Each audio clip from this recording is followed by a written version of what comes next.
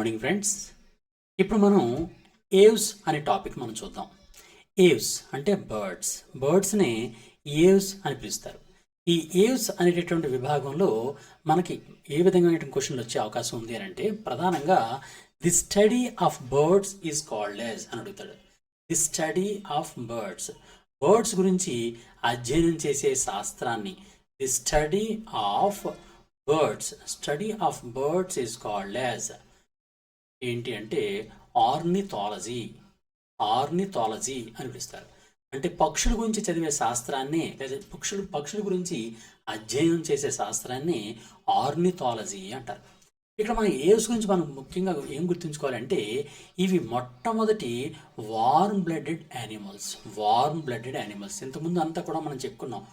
Fishes కానీ, amphibians కానీ are reptiles కానీ, ఈ మూడు కూడా కోల్డ్ బ్లడెడ్ యానిమల్స్, అంటే శీతల రక్త జంతువులు. అంటే వాతావరణ ఉష్ణోగ్రతకు అనుగుణంగా వాటి బాడీ టెంపరేచర్ మారిపోతుంటుంది. కానీ ఏవ్స్ అండ్ మ్యామల్స్ అంటే పక్షులు మరియు క్షీరదాలు మాత్రం వాటి బాడీ టెంపరేచర్ వాతావరణ ఉష్ణోగ్రత ఎలా ఉన్నప్పటికీ కూడా బాడీ టెంపరేచర్ మాత్రం నిర్దిష్టంగా ఉంటుంది. ఆ విధంగా బాడీ టెంపరేచర్ నిర్దిష్టంగా ఉన్నటువంటి యానిమల్స్ని వార్మ్ బ్లడెడ్ యానిమల్స్ అని పిలుస్తారనమాట. అలాగే ఇవి టెట్రాపాడ్స్ వర్టిబ్రేట్స్. టెట్రాపాడ్స్ అంటే సాధారణంగా పక్షులకి 2 కాళ్ళే ఉంటాయి అనుకుంటాం. కానీ వాటికి 2 కాళ్ళు ఉన్నప్పటికీ కూడా చర్మాంగాలైనటువంటి కాళ్ళు ఉంటే పూర్వాంగాలు రెక్కలుగా మార్పు చెంది ఉంటాయి అనమాట. ఆ విధంగా అవి కూడా 4 పార్ట్స్ని కలిగి ఉంటాయి. అంటే 4 పూర్వాంగాలు మరియు చర్మాంగాలు 2 జతలు కూడా కలిగి ఉంటాయి అనమాట. అలాగే వీటికి ఉన్నటువంటి ప్రత్యేకత ఏంటంటే ఫ్లైట్ అడాప్టేషన్స్, అంటే అవి ఎగరగలిగేటటువంటి శక్తిని కలిగి ఉంటాయి. ఈ పాయింట్ మనం జాగ్రత్త గుర్తుంచుకోవాలి. It's 4 feet modified into wings to fly. 4 feet అంటే పూర్వాంగాలు.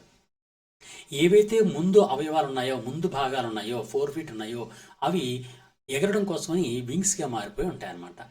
బోట్ షేప్డ్ బాడీ ఉంటుంది వీటి ప్రత్యేకంగా గాల్లో ఈజీగా ఎగరడం కోసం అని చెప్పి, ఈజీగా వెళ్ళడం కోసమని బోట్ షేప్డ్ బాడీ ఉండి head, neck, trunk and tail అనే భాగాలుగా ఉంటుంది. అండ్ వీటికి రెస్పిరేషన్ అనేది లంగ్స్ ద్వారా జరుగుతుంది అనమాట. చాలా పవర్ఫుల్ లంగ్స్ అనేవి వీటిలో ఉంటుంది. అలాగే బర్డ్స్ హ్యావ్ నో టీత్, అసలు పళ్ళు అనేవి లేనటువంటి యానిమల్స్ ఏవి అంటే బర్డ్స్ అనమాట. అలాగే బీక్ అనేది ప్రత్యేకంగా ఉంటుంది, అంటే ముక్కు. ఆ ముక్కు అనే దాంతో ఆహారం తీసుకుంటూ ఉంటాయి. వీటికి పళ్ళు ఉండవు అనమాట. బీక్ ఈజ్ ఫార్మ్డ్ బై జా, అంటే దవడే బీక్ కింద మారిపోయి ఉంటుంది అనమాట. అలాగే ఇక్కడ ప్రత్యేకత ఏంటంటే న్యూమాటిక్ బోన్స్ ఉంటాయి. న్యూమాటిక్ బోన్స్ అంటే తెలుగులో ఏమంటారంటే వాతులాస్తులు అంటారు. వాతులాస్తులు అంటే అర్థం ఏంటంటే ఎముక ఉంటుంది కదండి ఇలాగా. ఇప్పుడు ఫర్ ఎగ్జాంపుల్ ఇలా ఎముక ఉందనుకోండి, ఈ ఎముక అనేది ఈ విధంగా ఉన్నటువంటి ఎముక లోపల భాగం అంతా కూడా గాలితో నిర్మితమై ఉంటుంది, గాలితో నిండి ఉంటుంది అనమాట. ఇది ఎప్పుడైతే గాలితో నిండి ఉంటుందో ఎముక యొక్క బరువు తగ్గిపోతుంది అనమాట. ఇదంతా గాలితో నిర్మితమై ఉంటుంది. అంటే లోపల భాగం అంతా ఖాళీ ప్రదేశం ఉండి దానిలో గాలి ఉంటుందన్నమాట. ఆ విధంగా గాలితో నిండి ఉంటుంది కాబట్టి ఈ బోన్స్ అనేవి చాలా తేలిగ్గా ఉంటాయి. ఇటువంటి బోన్స్ని న్యూమాటిక్ బోన్స్ లేదా వాతులాస్తులు అని పిలుస్తారనమాట. దీనికి ఎగ్జాంపుల్ ఏంటంటే ప్రో కాకి, పీకాక్ నెమలి, ప్యారెట్ అంటే మన రామచిలుక, ఇలాంటివన్నీ కూడా ఏవ్స్కి ఎగ్జాంపుల్గా చెప్పుకోవచ్చు. ఇక్కడ ప్రధానమైనటువంటి కొన్ని పాయింట్లు మీకు చెప్తాను. అదేంటంటే ఫ్లైట్లెస్ బర్డ్స్. సాధారణంగా బర్డ్స్ అన్నీ కూడా ఎగరగలిగి ఉంటాయి, కానీ కొన్ని ఎగరలేని పక్షులు ఉంటాయి. ఎగరలేని పక్షులకి ఎగ్జాంపుల్ ఏంటి అంటే కివీ బర్డ్ ఒకటి, ఇము బర్డ్ ఒకటి. ఈ కివీ అండ్ ఇము అనే బర్డ్స్ ఫ్లైట్లెస్ బర్డ్స్ అనమాట, ఎగరలేనటువంటి పక్షులు. అలాగే largest alive bird is ostrich. అన్నిటికన్నా పెద్ద పరిమాణంలో ఉన్నటువంటి బర్డ్ ఏది అంటే ఆస్ట్రిచ్. ఈ ఆస్ట్రిచ్ని ఏమంటారంటే ఆఫ్రికన్ ఆస్ట్రిచ్ అని పిలుస్తారు. సాధారణంగా దాని పేరు ఏం పేరంటే ఆఫ్రికన్ ఆస్ట్రిచ్. ఇక్కడ ఒక ఇంపార్టెంట్ పాయింట్ ఒకటి మీకు చెప్తాను. ఏంటంటే సాధారణంగా ప్రతి జీవి యొక్క శరీరం కూడా కణాలు లేదా సెల్స్తో ఏర్పడి ఉంటాయని చెప్పుకుంటాం. ఈ సెల్స్ అనేవి చాలా చిన్న పరిమాణంలో ఉండి కంటికి కనిపించవు అని మనం చెప్తాం. కానీ కంటికి కనిపించేటటువంటి సెల్స్ ఏవి అంటే ఎగ్స్ అనమాట. బర్డ్స్ యొక్క ఎగ్స్ అనేవి కంటికి కనిపించేటటువంటి సెల్స్. అయితే ఈ సెల్లో అంటే అన్నిటికన్నా అతి పెద్దదైనటువంటి సెల్ ఏది అంటే ఆఫ్రికన్ ఆస్ట్రిచ్ యొక్క ఎగ్ అనమాట. Egg of the African ostrich is the largest cell in the world. ప్రపంచంలో ఉన్నటువంటి అతి పెద్దదైనటువంటి కణం ఏది అంటే ఆఫ్రికన్ ఆస్ట్రిచ్ యొక్క ఎగ్ అనమాట. ఓకే, అది. అలాగే స్మాలెస్ట్ బర్డ్, ప్రపంచంలో లార్జెస్ట్ అంటే బిగ్గెస్ట్ బర్డ్ ఏది అంటే ఆఫ్రికన్ ఆస్ట్రిచ్. స్మాలెస్ట్ బర్డ్ ఏది అంటే హమ్మింగ్ బర్డ్. ఈ హమ్మింగ్ బర్డ్కి ఇంకోటి కూడా ఉంది, బ్యాక్ ఫ్లయింగ్ బర్డ్ అని కూడా పిలుస్తారు. Back flying bird. Back flying bird అంటే ఇది వెనుకకు కూడా ఎగరగలిగి ఉంటుంది అనమాట. ఈ హమ్మింగ్ బర్డ్ అనేది స్మాలెస్ట్ బర్డ్, దాంతోపాటు బ్యాక్ ఫ్లయింగ్ నేచర్ కూడా కలిగి ఉంటుంది కాబట్టి దీన్ని బ్యాక్ ఫ్లయింగ్ బర్డ్ అని పిలుస్తారు. అలాగే మన సాధారణంగా మైగ్రేషన్ జరుగుతూ ఉంటాయి. ఈ పక్షులు అనేవి మైగ్రేషన్ అనేది చేస్తూ ఉంటాయి. మైగ్రేషన్ అంటే ప్రవాసం, ఒక ప్రదేశం నుంచి మరో ప్రదేశానికి ప్రవాసం చేస్తూ ఉంటాయి. ఆ చేస్తున్నటువంటి వాటిలో అన్నిటికన్నా అత్యధిక దూరం ప్రయాణం చేసేటటువంటి పక్షి ఏది అంటే ఆర్కిటిక్ టెర్న్. Arctic tern. ఈ ఆర్కిటిక్ టెర్న్ అనేటటువంటి బర్డ్ ఉంటుందండి. ఈ ఆర్కిటిక్ టెర్న్ అనే బర్డ్ ఇంచుమించుగా 10,000 కిలోమీటర్స్ 10,000 కిలోమీటర్స్ ప్రయాణం చేస్తుంది మైగ్రేషన్లో అత్యధిక దూరం ప్రయాణం చేసేటటువంటి బర్డ్స్ ఏవి అంటే ఆర్కిటిక్ టెర్న్ అనేటటువంటి బర్డ్. ఈ ఆర్కిటిక్ టెర్న్ అనే బర్డ్ 10,000 కిలోమీటర్స్ పైగా వెళ్తుంది అనమాట. అలాగే మనకి ఆంధ్రప్రదేశ్లో ఒక సరస్సు ఉంటుంది. ఆ సరస్సు పేరు కొల్లేరు లేక్ లేదా కొల్లేరు సరస్సు. ఈ కొల్లేరు లేక్కి రష్యా నుంచి కొన్ని బర్డ్స్ వస్తాయి. ఆ బర్డ్స్ ఏమంటారంటే సైబీరియన్ బర్డ్స్ అంటారు. అంటే రష్యాలోని సైబీరియా ప్రాంతం నుంచి వస్తాయి కాబట్టి వీటిని సైబీరియన్ కొంగలు అని పిలుస్తారు.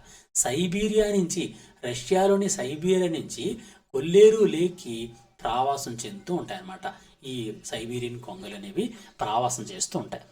ఈ ప్రవాసం చేస్తున్నవి ఈ విధంగా శీతల ప్రాంతాల నుంచి ఉష్ణ ప్రాంతాలకి వేసవకాలం రావడం, మళ్ళీ వేసవకాలం దాటిపోయిన తర్వాత శీతాకాలంలో మళ్ళీ వాటి స్వస్థలాలకు వెళ్ళిపోవడం, ఈ విధంగా మైగ్రేషన్ అనేది సాధారణంగా చేస్తూ ఉంటాయి. ఇది మైగ్రేషన్ గురించి. అలాగే ఇంకొక ప్రధాన అంశం ఏంటంటే జూస్. మనం చూసినట్లయితే largest zoo in India is Alipore. అంటే కోల్కత్తాలో ఉన్నటువంటి ఆలీపూర్ జూ అనేది అన్నిటికన్నా అతిపెద్దదైనటువంటి zoo. And the largest zoo, అన్నిటికన్నా పెద్ద జూ ఆఫ్ ది వరల్డ్ ఏది అని అంటే Kruger National Park in South ఆఫ్రికాలో ఉన్నటువంటి Kruger National Park. Okay, largest zoo in India ఏది అంటే కోల్కతాలోని ఆలీపూర్ జూ. అలాగే largest zoo in the world ఏది అంటే Kruger National Park in South Africa. Okay, ఈ పాయింట్స్ మీరు తప్పనిసరిగా గుర్తుంచుకోవాలి. నెక్స్ట్ ఇక్కడ మీకు ఒక ప్రధానమైన పాయింట్ చెప్తాను నేను. ఇప్పుడు నేను ఆల్రెడీ మొట్టమొదటి ఈ క్లాస్ స్టార్ట్ అవుతున్నప్పుడు ఒక స్టడీ గురించి మాట్లాడాను. ఏంటి, బర్డ్స్ గురించి చదివే శాస్త్రాన్ని ఏమంటారు అని చెప్పాను. దాన్ని మనం అప్పుడు చెప్పుకున్నాం, ఆర్నిథాలజీ అని చెప్పుకున్నాం. ఇప్పుడు డిఫరెంట్ స్టడీ గురించి ఒకసారి చెప్తాను. ఏంటంటే ఫర్ ఎగ్జాంపుల్ మనం 5 విభాగాల గురించి చెప్పుకున్నాం.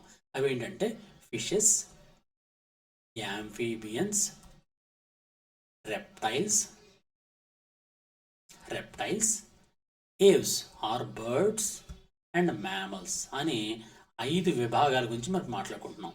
ఇప్పుడు మనం ఫిషెస్ గురించి చదివే శాస్త్రాన్ని the study of fishes is called as అనే క్వశ్చన్ వస్తుంది. చేపల గురించి అధ్యయనం చేసే శాస్త్రాన్ని ఇక్తియాలజీ అని పిలుస్తారు. ఇక్తియాలజీ అంటే అర్థం ఏంటంటే చేపల గురించి అధ్యయనం చేసే శాస్త్రము లేదా చేపల గురించి చదివే శాస్త్రాన్ని ఇక్తియాలజీ అంటారు. మరి యాంఫీబియన్స్ అంటే ఉభయచరాల గురించి చదివే శాస్త్రాన్ని బాట్రకాలజీ అంటారు. బాట్రకాలజీ అంటే కప్పల గురించి, యాంఫీబియన్స్ గురించి, కప్పల గురించి కానీ యాంఫీబియన్స్ గురించి కానీ చదివే శాస్త్రాన్ని బాట్రకాలజీ అని పిలుస్తారు. అలాగే రెప్టైల్స్ గురించి చదివే శాస్త్రాన్ని హెర్పటాలజీ అంటారు. హెర్పటాలజీ అంటే రెప్టైల్స్ గురించి చదివే శాస్త్రాన్ని హెర్పటాలజీ అంటారు. రెప్టైల్స్లో మనకి ఇంపార్టెంట్ ఏంటి అంటే స్నేక్స్, అలాగే లిజర్డ్స్ అంటే బల్లి, తొండ ఇలాంటి వాటిని లిజర్డ్స్ అంటాం. స్నేక్స్ అంటే పాముల గురించి చదివే శాస్త్రానికి ఓ ప్రత్యేక పేరుంది. ఆ పేరు ఏంటంటే సర్పెంటాలజీ లేదా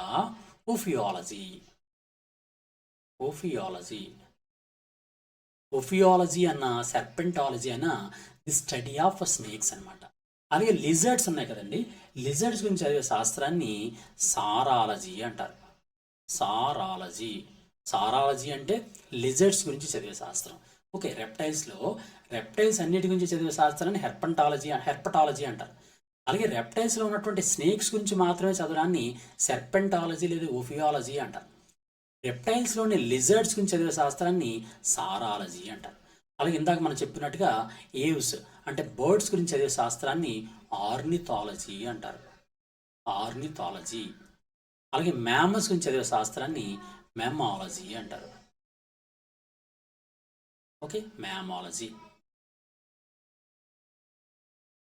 ఓకే, ఈ విధంగా డిఫరెంట్ స్టడీస్ ఈ విధంగా ఉంటాయి అన్నమాట. మళ్ళీ ఒకసారి చూడండి, ఫిషెస్ గురించి అధ్యయనం చేసే శాస్త్రాన్ని ఏమంటారు? ఇక్తియాలజీ అంటారు. యాంఫీబియన్స్ ఉభయచరాల గురించి చదివే శాస్త్రాన్ని బాట్రకాలజీ అంటారు. ఫ్రాక్స్ గురించి చదివే శాస్త్రాన్ని బాట్రకాలజీ అంటారు. రెప్టైల్స్ గురించి చదివే శాస్త్రాన్ని హెర్పటాలజీ అంటారు. రెప్టైల్స్లోనే స్నేక్స్ గురించి చదివే శాస్త్రాన్ని సెర్పెంటాలజీ లేదా ఓఫియాలజీ అంటారు. రెప్టైల్స్లోనే లిజర్డ్స్ గురించి చదివే శాస్త్రాన్ని సారాలజీ అంటారు. ఏవ్స్ గురించి చదివే శాస్త్రాన్ని ఆర్నిథాలజీ అంటారు. మ్యామల్స్ గురించి చదివే శాస్త్రాన్ని మ్యామాలజీ అంటారు అన్నమాట.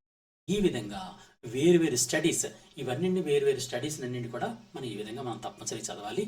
ఈ విధంగా బర్డ్స్ సంబంధించినటువంటి మ్యాక్సిమం క్వశ్చన్స్ అన్నీ కూడా, అంటే లాస్ట్ కాంపిటేటివ్ ఎగ్జామ్స్ వచ్చినటువంటి క్వశ్చన్స్ అన్నీ కూడా మనకి ఇక్కడ మనం మెన్షన్ చేయడం జరిగింది. ఇంకా మీకు ఏమైనా డౌట్ ఉంటే కామెంట్ రూపంలో తెలియజేయండి. దానికి సంబంధించినటువంటి ఇన్ఫర్మేషన్ కూడా నేను ఇవ్వడానికి ప్రయత్నం చేస్తాను. మీరు ఎవరైనా ఏకలవ్య కరెంట్ అఫైర్స్ యూట్యూబ్ ఛానల్ని సబ్స్క్రైబ్ చేసుకోకపోతే సబ్స్క్రైబ్ చేసుకోండి.